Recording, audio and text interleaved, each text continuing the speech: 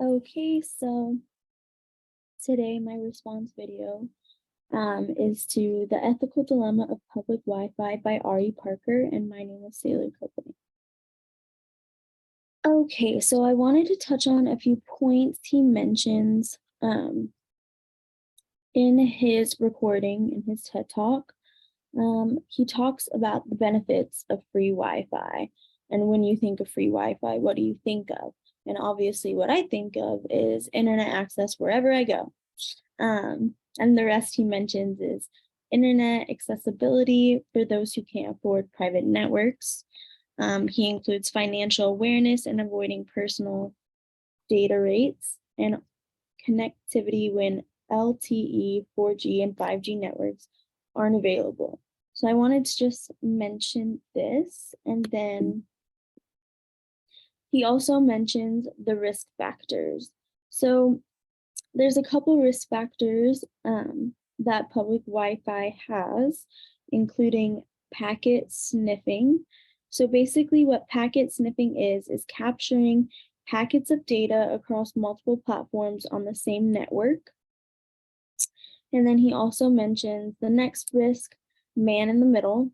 So man in the middle attacks are information gathered online searching, and basically it's the same as packet sniffing. It's just you have eavesdropping, so someone's eavesdropping on what you're doing on those sites, or exactly like that. And then the next thing he mentions is fake Wi-Fi. So fake Wi-Fi is basically just fake or malicious Wi-Fi networks. So he starts off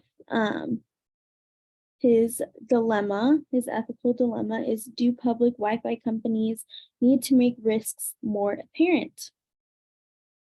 So for this, he makes a scenario, and the scenario includes his friend who needs medical attention, but he needs to connect to Wi-Fi in order to get help for his friend.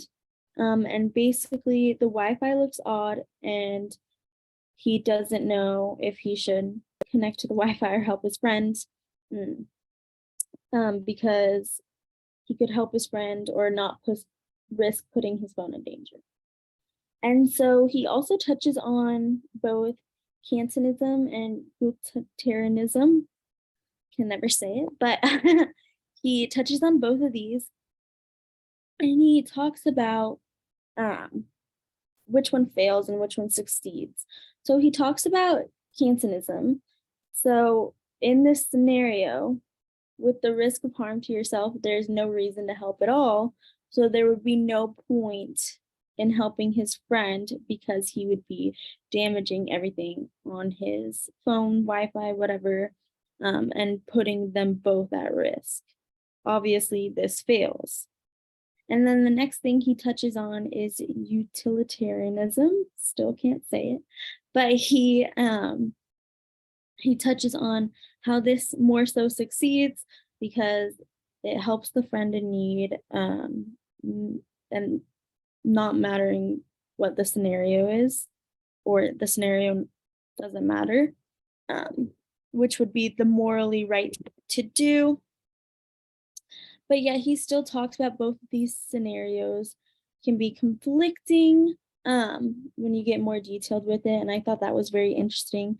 I thought it was interesting the scenario he came up with, because it wasn't one that I would have thought about, just because, and not in a bad way, just because you wouldn't think necessarily not to help your friend if they were in dire need of medical attention. I think everybody would morally feel as though, hey, like I need to get this person help.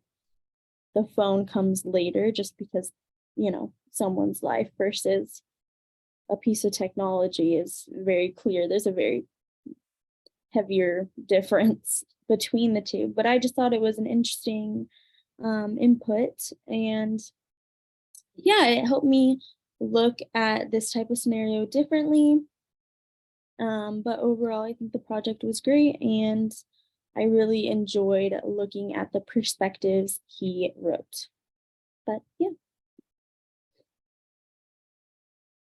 Thank you for coming to my TED Talk.